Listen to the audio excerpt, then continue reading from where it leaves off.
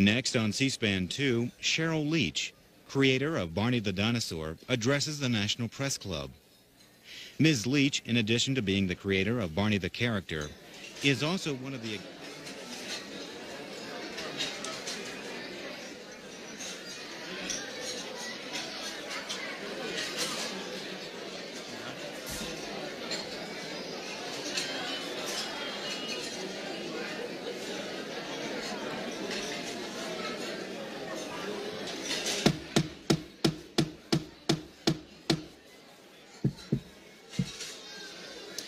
Good afternoon, and welcome to the National Press Club and our annual Children's Lunch. As you can see, things look a little different, and they certainly sound a little different today, but I think we'll get through this okay. My name's Clayton Boyce, and I'm president of the National Press Club and news editor at Knight Ridder Tribune News Service. I'd like to welcome club members and their guests in the audience today, as well as those of you who are watching on C-SPAN or listening to this program on National Public Radio or the Global Internet Computer Network. Before introducing our head table, I'd like to remind our members of upcoming speakers. On Monday, November 22nd, Catherine McKinnon, professor at University of Michigan Law School, will present a speech entitled From Violence to Silence, Violence Against Women in America. On Friday, December 3rd, Phil Satry, president of Harris Casinos, will discuss the future of casino gambling in the United States.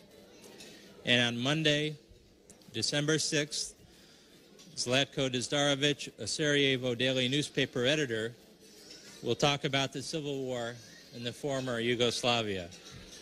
I'm sure you'll all be here for that. Other upcoming luncheon speakers include U.S. Surgeon General Joycelyn Elders, FBI Director Louis Freeh, TV producer Norman Lear, and talk show host Larry King. For the convenience of our audience, transcripts and audio and video tapes of this luncheon are available. The transcripts will be available for fax transmission within 2 hours. The transcripts or tapes may be ordered by calling 800-500-9911. If you have questions for our speaker, please write them on the cards provided at your table and pass them up. I'll ask as many as time permits. I'd now like to introduce our head table guests and ask them to stand briefly when their names are called.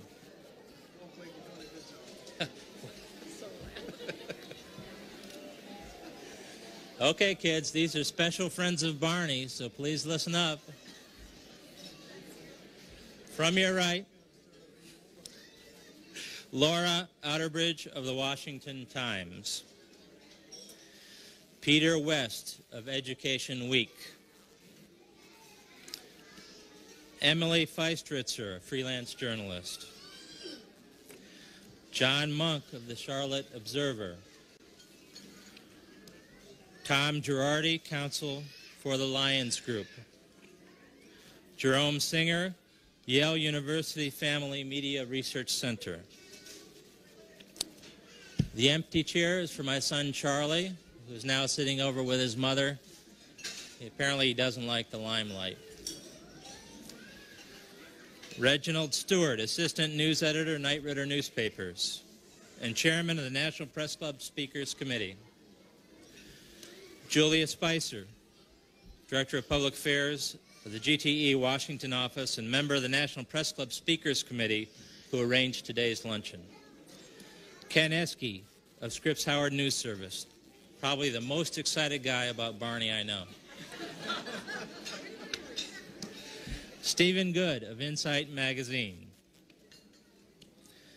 Beth Marchak of the Cleveland Plain Dealer. David Marchak Hart, son of Beth Marchak. Bill McElway of the Richmond Times-Dispatch.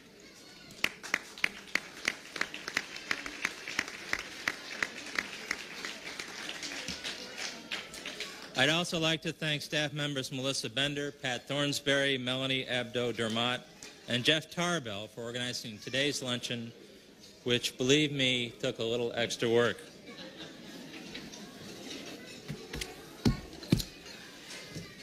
You've all seen it in the mall on PBS. It could be that your own child has his or her own Barney. I'm talking about that purple, lovable Tyrannosaurus Rex. Today we're pleased to have with us Sheryl Leach, his creator.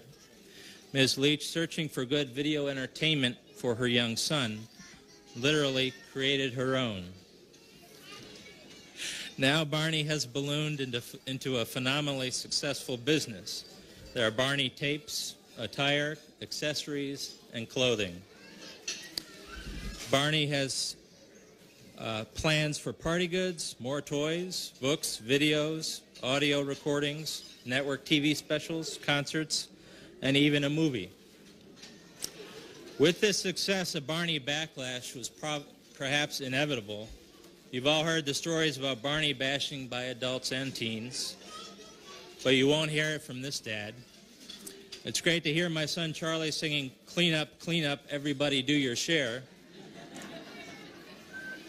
Even when he doesn't do it, at least he's talking about it.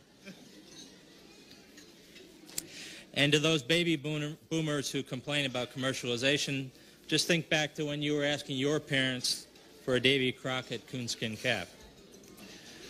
To see the value of Barney, you need only look at the alternatives on children's television. With a few exceptions, most notably Sesame Street, Mr. Rogers, and Shining Time Station, children's television today is, to paraphrase Newton Minnow, a vast, wasted playland, populated by warriors, evil magicians, monsters, and criminals. Gracie, listen to your mother. Sit down. Yes, there are heroes, but most are heroes because they have big weapons or they're skilled at hand-to-hand combat. To provide an alternative, Sheryl Leach teamed with Kathy Parker, also a teacher and mother of a toddler, and video producer Dennis DeShazer. They developed the Barney home video series, Barney and the Backyard Gang. 30 Barney and Friends episodes have aired nationally on PBS since 1992, and 18 new shows were introduced this fall on PBS. The home video series received many awards, including the California Children's Video Award, the Parents' Choice Award, and the Film Advisory Board Award of Excellence. Sheryl Leach holds a bachelor's degree in elementary education with a specialty in Spanish from Southern Methodist University and a master's in bilingual education from East Texas State University. Her professional history includes roles as a resource teacher, an instructional leader, a bilingual education instructor, a writer, a director of public relations, and an educational computer software marketing director. She's a member of the Toy Manufacturers of America, the International Licensing Industry Merchandisers Association, Women in Communications, and Women in Film. Now, all you kids, listen up now. Here it is. Now to share with us the secret of Barney, please welcome Barney's very best friend, Sheryl Leach. Thank you very much. Well, I feel really at home here today because there's so many kids in attendance. So Barney is happy. I'm happy about that too. And in fact, I brought some of my friends. I don't know if everybody recognizes the new one, BJ. And of course, there's Baby Bop. And then the main person himself, Barney. So they had to be here with me today. Sometimes I'm introduced as an entertainment executive and sometimes the creator of Barney. But I really feel most that I'm Barney's mom. And I think that that title fits me and says something about me and also says something about the Lyons group at home. Today I would like to talk to you a little bit about the beginning days of Barney and then how successful Barney has become and then what that success is going to mean to children's television and children's programming in the future. So first, a little bit about the beginning days. Can you imagine what the odds were that not from New York and not from LA, but from a little town called Allen, Texas, a group of people came up with an idea and developed a series that now is the #1 most watched children's television program on PBS. I had the idea for the Barney series back in 1987 as I was stuck in traffic on Central Expressway in Dallas, Texas. And the idea was really born from the fact that I had a very, very active 2-year-old at home, much like some of the children here today.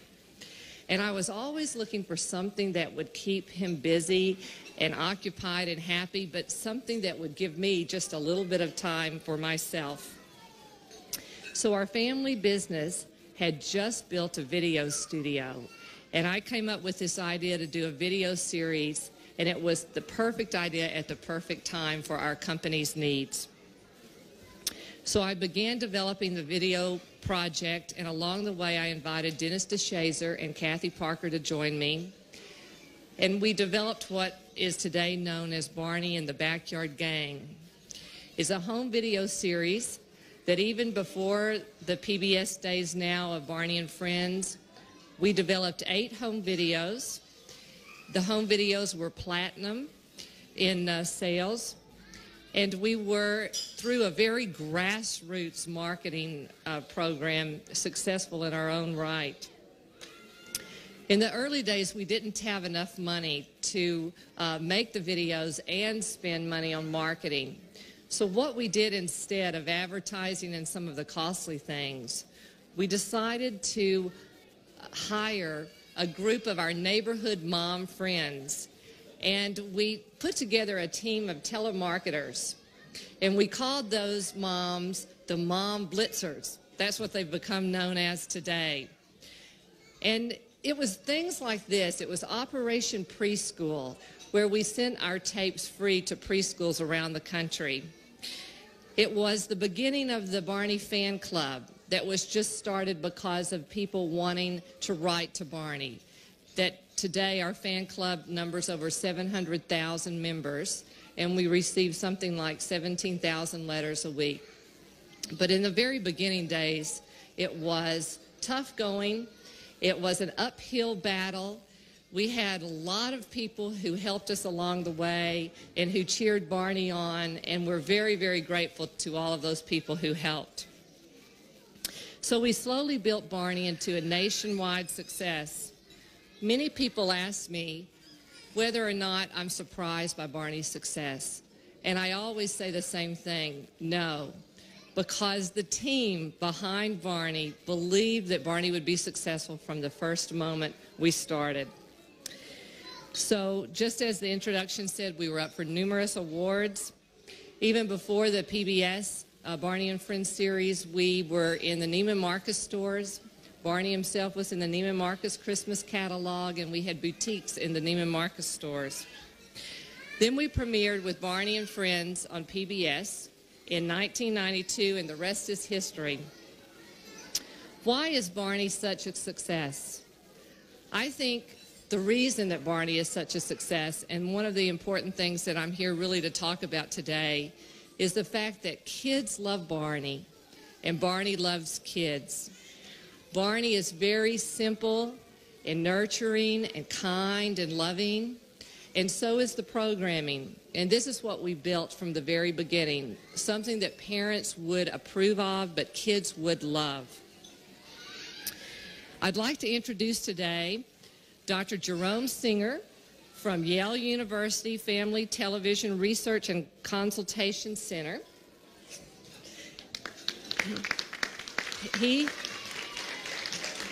Dr. Singer and his wife Dorothy Singer have just introduced a new study on Barney and Friends for the first 30 episodes. And part of their study is in your press packet that you'll receive when you leave. But one of the things I overheard Dr. Singer say the other night was that kids are crying out across America to be loved and nurtured. And this is so important in those very early years. And I think that that is one of the reasons that Barney is so successful. Also in the Singer report, they mentioned that the Barney bashing reflects a cynical lack of awareness by adults that infants and preschoolers need consistent exposure to love, comfort, and security. This is something that we feel strongly about as well. Barney says to all kids that they're special. He encourages children to enjoy themselves, to enjoy life, and to enjoy each other. I was just in Orlando with my family 2 weekends ago, and I saved an article from the Orlando Sentinel, and it says, "Okay for Kids, Parents' Views on New TV Shows." And one of the moms quoted here says, "We're getting back to the good old days." And I thought that was such a good quote because I grew up loving Romper Room, Our Gang, Penny and Sky King, The Mouseketeers. And there's one thing that all of these shows had in common. They were very simple and child-centered, and so is Barney. Also, there was a recent article in the New York Times Magazine called Little Big People by Lucinda Franks. And she speaks about how in our society today, it seems that we're pushing kids to grow up too fast. A lot of the programming that's out today has that feel of being very trendy and now. And something that I think is wonderful about Barney is that Barney has traditional values and that old-fashioned feel to it that we grew up with. Now to the part where we talk about how successful is Barney today. We're often asked that. By any standards, Barney is a mega success today. And I think that that's something good for our society because things that are successful are repeated. If something is violent and if violence sells, it will be repeated over and over in our programming. If something is successful, that is kind and loving and nurturing, and it's a mega success, if something could come along, as Barney has, and do something so wonderful for kids, but yet be a commercial success as well, that is something that is going to be a catalyst for change in our society. For PBS, Barney has been very successful. First of all, in our ratings. Since Barney's premiere in 1992, Barney has boosted the overall ratings of PBS by 33%.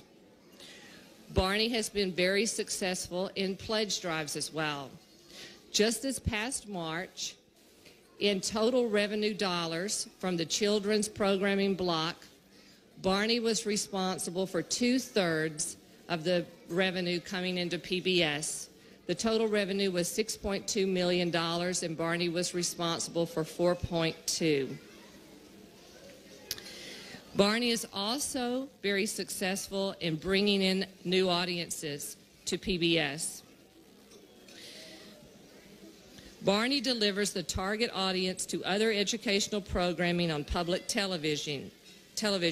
Using Barney as a lead-in, other children's programs experienced an increase in rating from 10 to 147%. So when Barney precedes a program such as Shining Time Station or Sesame Street, the ratings rise. Barney promotes family viewing. 1 out of every 3 people watching a Barney episode is 18 to 49 years old. This results in more people per household watching Barney than all other public television programs. Barney is the highest rated public television program for Hispanic children and the #2 rated program for African American children. And Barney has been also a mega success in home video.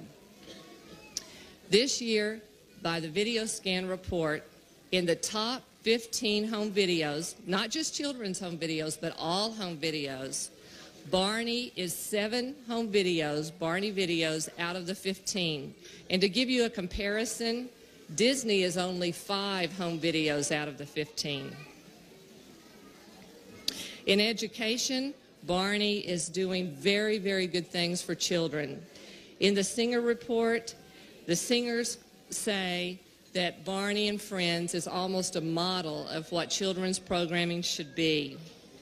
Each episode of Barney and Friends provides up to, on average, 98 teaching elements. And in goodwill, too, Barney has reached out and touched the community and given back. Just recently in Minneapolis, Barney did a series of concerts where he sold out to an audience of 12,500 each performance and raised over $150,000 for the hospital. Just this past weekend in Scottish Rite, Barney was able to help raise over $50,000. Also, coming up this March, we'll be doing a benefit concert in Radio City Music Hall. It's just been announced. And the money from the proceeds of this concert series will go toward 3 New York charities. Also, for PBS, the Lyons Group has put together a series of watch, learn, and play worksheets. And these are available free if viewers call their PBS stations locally. They will be sent to the viewers. Barney is a commercial success as well. Commercially, Barney has broken all of the records. We've broken records in video, we've broken records in audio product, and we've broken records in book. Just recently, Barney's first record shipped double platinum, which is 2 million units. In the books, Barney books are just now on the market after 6 months, and on the Publisher's Weekly best-selling list from 1992, there was only one book on the list that passed 1 million units. All 5 of Barney's first books have each passed 1 million units.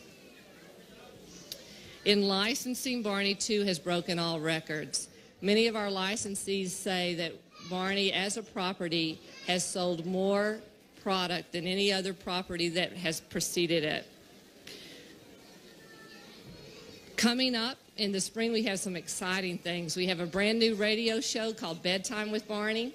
And for you mom and dads out there, can you imagine tuning in to your local radio show or local radio network at night and hearing a show that's 10 minutes long called Bedtime with Barney? And Barney, first there's a lullaby, and then Barney comes on and he says, "Did you brush your teeth? Are you in your jammies? Are you snuggled up? Well, now it's time for me to tell you a story." And the first story that he tells is The 3 Bears. And toward the end of the story, after the end, Barney relates the story to the child and says things like, "I bet your bed is just like Baby Bear's bed. It's not too hard, it's not too soft," and so on. So it's something exciting. Radio is an old-fashioned thing that we have now brought back, and I think it's exciting for kids to be able to have something new in radio. We're also working on a network special for this April, and we're working on a Barney movie, theatrical release for 1995. So what does this success of Barney do for the future of children's programming? It is our goal that with Barney we set a new standard in children's programming. Many of us ask ourselves, why is there so much violence on television? Why are we surprised when we pick up the paper and read some of the things that have hit lately? And I think that what I said earlier is that if something is so successful, and a commercial success, a rating success, a goodwill success, an education success, this will be a catalyst for change. And something that is so successful is the only thing that can stem the tide of true programming changes for anti-violence. I admire the stand that Attorney General Janet Reno is taking on programming, on the stand on violence against programming, or the stand on violence in programming. And I wanted to also point out kind of a touching story that I think brings this point home. Just recently, many of you read the story about a little girl who woke up in the middle of the night and went in and told her parents that she smelled smoke. And she said, "When you smell smoke, Barney says that you've got to go get your mommy." What a contrast this story is, that lives were saved because of something positive on a Barney episode. What a contrast to another story that was just recently in the press about a program that makes starting fires seem like fun. This is what we're talking about. This is what we're wanting to do. We're wanting to establish a standard that loving, kind, nurturing programming can be very successful, and that success can lead to change. Barney programming is making a difference too, and the television industry has taken notice. Just this spring, there was an article in Cable World where Bob Sieber of Turner Entertainment Group noted that PBS has had such a rise in ratings while the networks have experienced a modest drop. And the reason that Bob Sieber of Turner Entertainment Group gave for this sudden rise in PBS programming, he calls it the Barney factor. And we're proud of that. We're proud of what we're doing for PBS. We're proud of what we're doing for children. And we want to use that Barney factor over and over again to really create change for the television industry. I would like to read a letter that was sent in to us.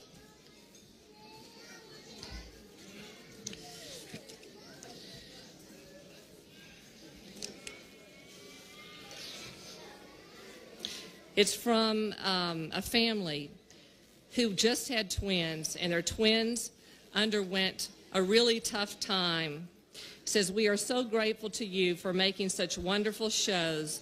They have helped and entertained our family in ways you could never imagine. The twins were born through early months. They were very sick for a long time. Eric came home on oxygen and a heart monitor, but is completely well now. Rachel, our miracle baby and fighter, is doing great."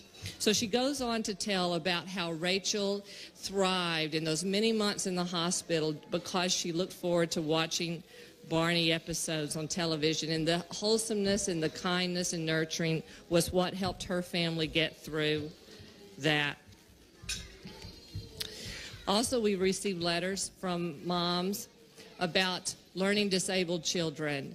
One recently was from a mom of an autistic son who began to speak after watching some Barney tapes. We've heard that UCLA is using Barney tapes in their pediatric therapy department. Also, we heard from a mom and dad in Bridgeport, Connecticut, about their daughter had refused a ride from a stranger because of our stranger song in Barney and Friends. And she felt that it was a near abduction and that had been averted because of something in our shows. We've also heard someone on our crew told us that he has a friend, and his friend's daughter was in the back seat in a car seat. And she began to sing the Buckle Up song, which comes from Barney and Friends. And the mom turned around and saw that her seatbelt had come unbuckled. So she got out of the car, went around, buckled her daughter up. 2 blocks later, she was in a major collision, and she was in critical condition for 4 months, but the child escaped unharmed. And she called to say what a difference that song alone made in her child's life. So I could go on and on with the letters and calls we have received. The profound love and affection that children and their parents have expressed for this big, sweet purple dinosaur have deeply touched all of us in the Barney family. We are humbled by the extraordinary impact of this imaginary character. Barney is a role model, and we feel the weight of that responsibility. We are committed to building on and maintaining the faith children and parents place in him. All of us as adults and parents are the guardians of a public trust, our children's well-being. We need to teach our children to be discriminating television viewers. We need to teach our children how to handle conflict. We need to give our children good role models. We need to prepare them to enter the world with sound emotional and intellectual skills. And our goal is for Barney to help parents with that task. We want Barney's phenomenal success to set a new standard in quality children's programming, creating a brighter tomorrow for children everywhere. Thank you all very much. You've been a stupendous audience, as Barney would say.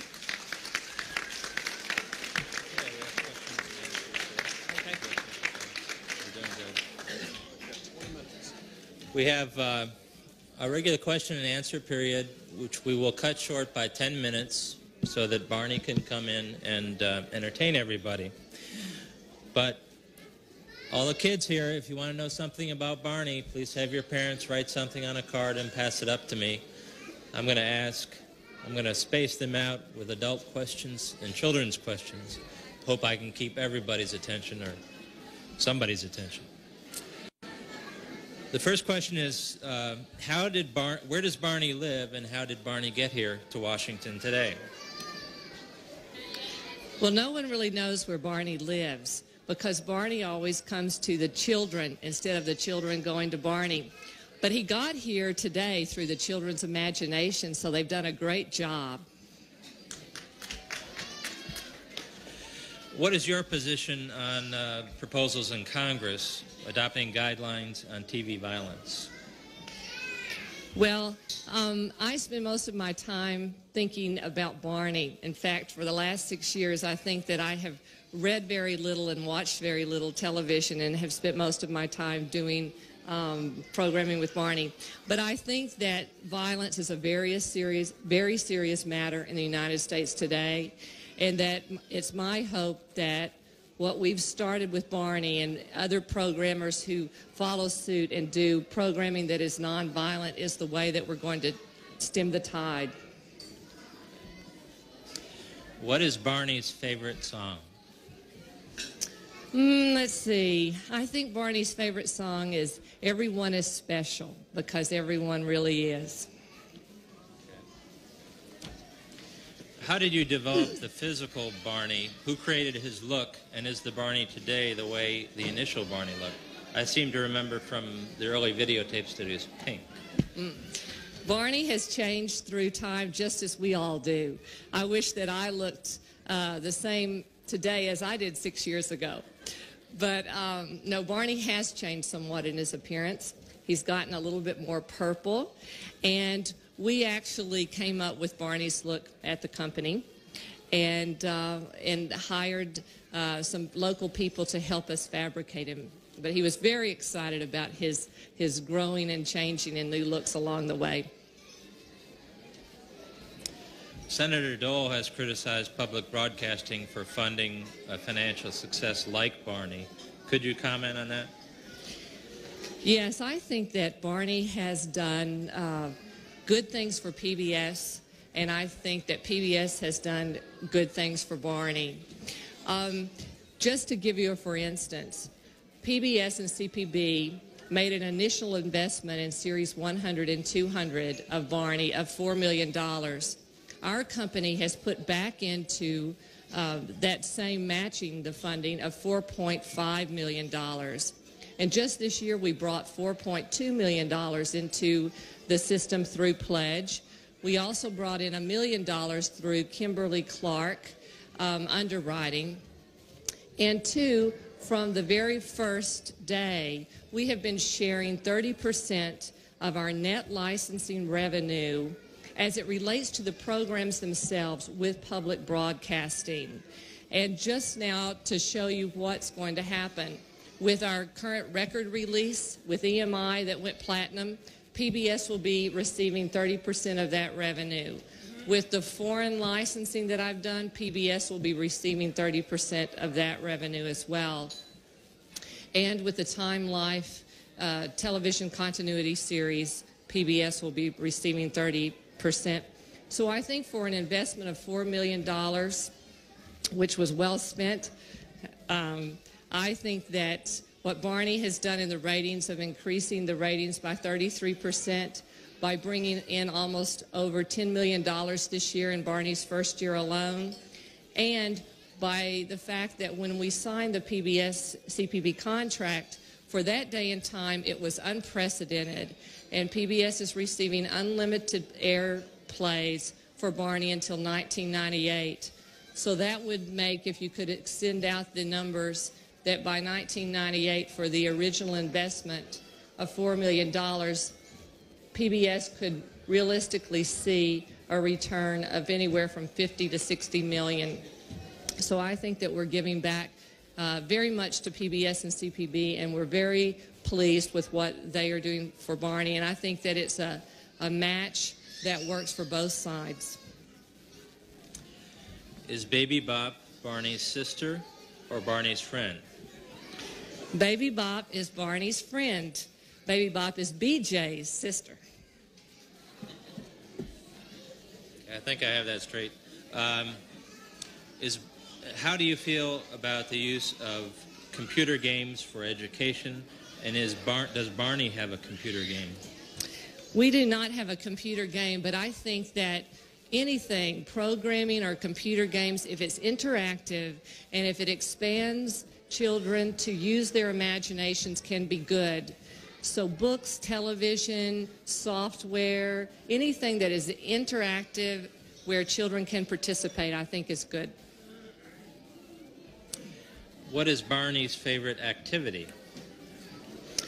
I think Barney's favorite activity is being with children because Barney lives for children. So that's his favorite thing.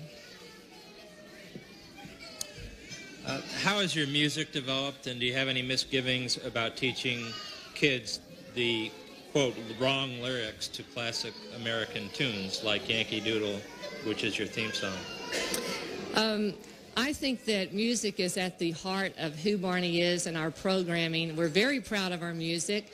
I think that kids love to hear songs repeated over and over, and they love very simple songs. So the more traditional songs seem to work best with children. So we wanted to put songs into our programming that were the same songs that we grew up with. And I think by adding new lyrics, have only made the songs more fun and have enhanced the songs. Does Barney take an afternoon nap? When he's sleepy, he certainly does. Could you say a little bit about you and Kathy Parker conceiving the educational aspects of Barney? Yes.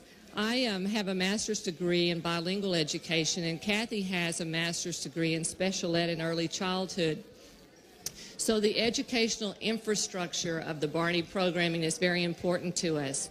So each Barney episode is built on a theme. It's theme-based, and each one has aspects of multicultural, affective, cognitive, motor development. When we start to brainstorm a new Barney episode, we come up with the things educationally that we want to accomplish first. And then along the way, we build in the entertainment. I think if anyone has time to talk to Dr. Singer after the program, that you'll find out some very interesting things about how strongly the singers feel about our educational merit to the shows. In fact, he feels so strongly about it that he came in on a plane that arrived at 11:30.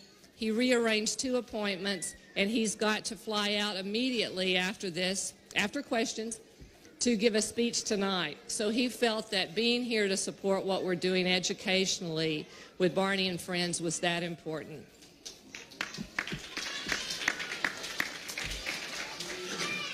How do you explain the Barney backlash, and how do you explain it to younger children who are Barney fans?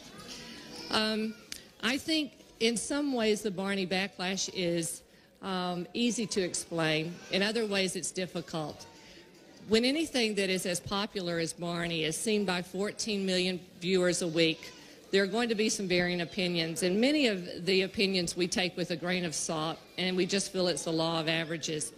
But I think there are some times when activity or opinions or things by adults affect children and undermine the role models that we have created for our children. I think that it does do damage. So I would just like to say that, you know, we're adults too. We have a sense of humor, and much of it is we don't think about. But if it's a radio show that is being broadcast during time when children are listening, I think that that's damaging.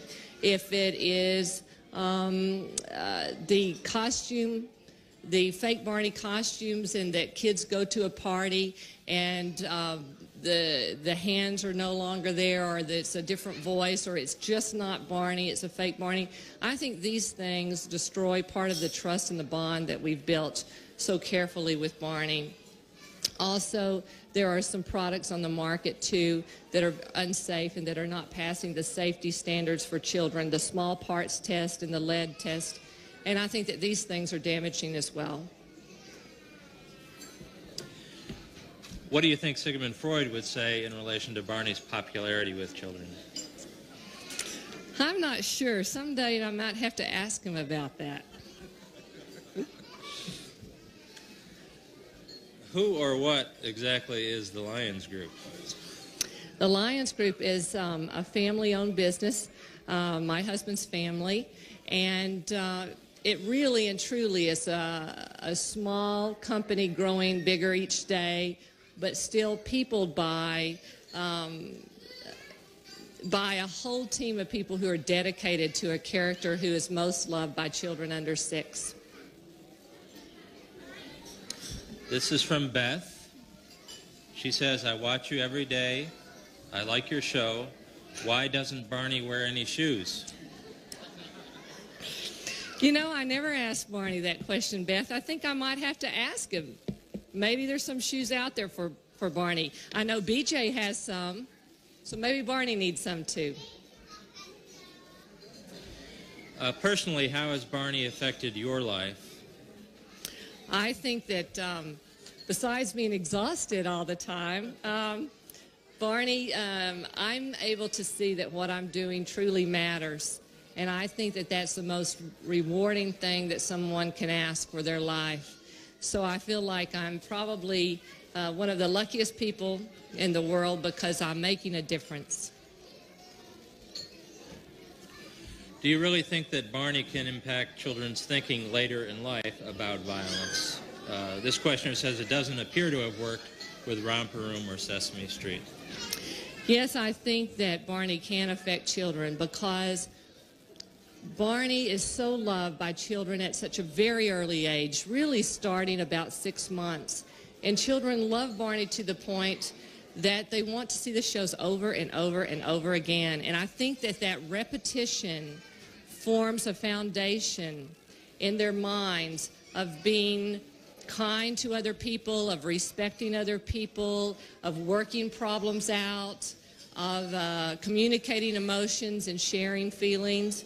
And I think that we will see a difference in the future. But I think Barney alone can't do it. I think that Barney, along with Sesame Street, along with Shining Time Station and the other programs on PBS and other programs that producers are working on now, it'll take all of us working together, along with the television industry and the network giants, to be able to really change this tide of violence that's happening. Does Barney appear in foreign countries? Yes, just this April coming up, we have licensed Barney and Friends episodes in Australia, New Zealand, Hong Kong, and Singapore, and it will be a daily show Monday through Friday. Sorry. How would you respond to allegations that Barney is involved in too much marketing and too much PR? Okay. I would say that if you look at our actions, that our actions speak for themselves. As far as properties go, in licensing, take for instance, with Garfield there are over 500 licensees. With Sesame Street there are hundreds. With Disney there are hundreds. With Snoopy there are hundreds. With Barney, we have kept our licensee list to only 40. And for over a year now, we have had a moratorium on our licensing so that no new licensing can happen and we can spend time with our licensees. Another thing that we've done is that for just in only rare instances have we allowed television advertising of Barney products because we feel that we don't want Barney to become overexposed. We care much more about creating fine programming, doing the network special, doing the movie, doing the radio show, than we do about increasing our licensing and merchandising business. So that is the reason that we put a moratorium for over a year now. How does Barney keep clean? How does Barney keep clean? I think that Barney just comes that way. I think he's just a clean guy. It's not a struggle. Okay. How much does Barney net for its creators? That would be a very difficult question to ask. And we're a privately held company, and that information we keep close. However, I think that I have kind of given some information today on publishing, on video, on ratings, and various things that would give indicators as to Barney's success. There have been problems with counterfeit Barneys. How do we know when we're looking at the real Barney? Okay. The real Barney, for now, just does goodwill appearances. If you go to a retail store and see a Barney, it's not ours. We do no Barney birthday at all. If you go to a birthday party, it is not one of our costumes. So really, Barney exists for kids and goodwill and not for commercial things, with the exception that Barney was just in, or Barney video actually, in conjunction with the American Library Association, was just aired a few weeks ago in the JCPenney stores, but Barney himself was not there. So really and truly, we reserve Barney for goodwill things, and we do not have Barney in birthday parties and those kind of things. Does Barney ever wear real clothes? Well, he wears hats and vests and parts of clothes. I don't think I've ever seen Barney fully dressed, but he may surprise us yet. You never know what he's going to do. Do you have any special plans for Barney that you haven't talked about so far? See, we've talked about the radio show, the network special, the movie. We are hoping to do more episodes with PBS, and we're in negotiations right now. I think that we hope to do electronic publishing in the future, and that we hope that there are some very interactive types of software, CD-ROM, CDI, those kinds of things in the future as well. Okay, and if everybody can stay patient for just 5 more minutes, we'll have a big surprise for you, okay? It's a tough deal. This question is, how did Baby Bop get smaller? And I'm not sure what that question means. Well, I think that Baby Bop, through children's imaginations, became smaller and smaller over time. So evidently they must have imagined her very well, because this series, in almost every show, she is smaller. So we thank children for helping us with that.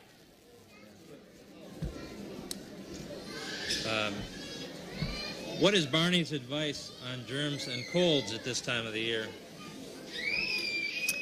Well, Barney always talks about health issues, and I think his advice would be listen to your mom, listen to your dad, listen to your grandmom and granddad and your aunts and uncles, and do what they say, because they really know how to keep you safe, warm, and healthy. Before asking the final question, I'd like to present you with a certificate.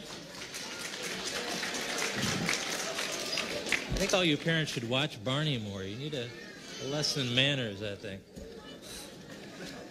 A certificate for you and Barney,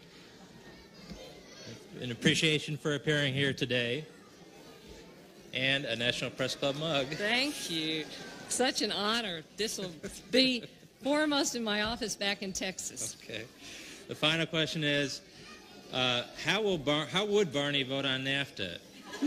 Is Barney afraid of international competition? Well, I think that Barney would just simply say that he loves people from all over the world, and he wants the world to be a better place, and that he would really beg off and not give an opinion on NAFTA whatsoever. Okay. I'm going to announce Barney. Go ahead. Okay. Okay, for all the kids out there, who are you waiting for? Who is purple and green with big spots? Can I hear his name a little bit louder? Barney. So Barney's here today. Maybe if we say his name over and over, he'll come out and play with us. Would you like it? Okay, let's go. Barney, Barney, Barney, Barney, Barney, Barney, Barney, Barney. Here he comes.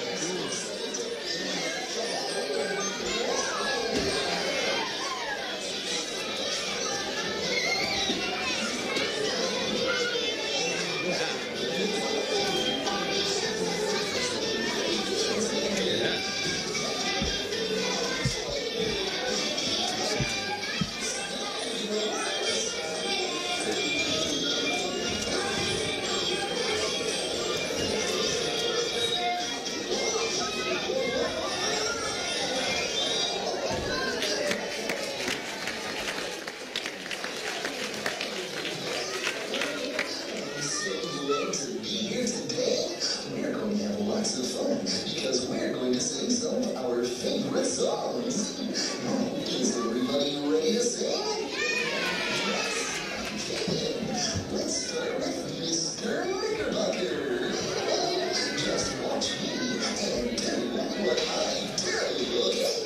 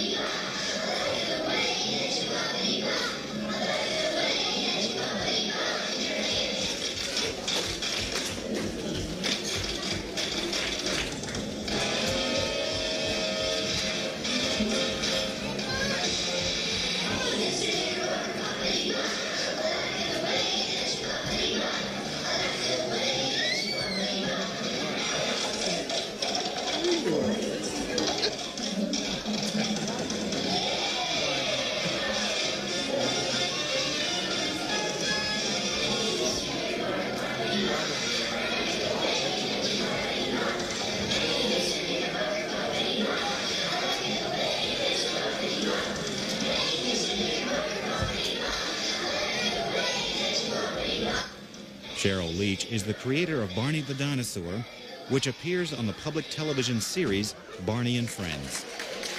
Next on C-SPAN 2, Haley Barbour, chairman of the Republican National Committee, speaks on the future of his party.